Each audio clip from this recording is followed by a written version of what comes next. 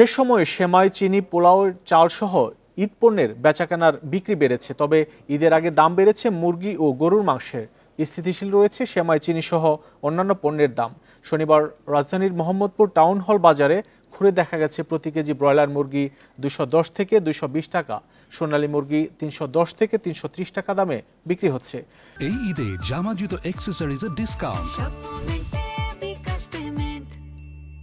কেজিতে বেড়েছে 20 থেকে 40 টাকা। বেড়েছে গরুর মাংসের দাম।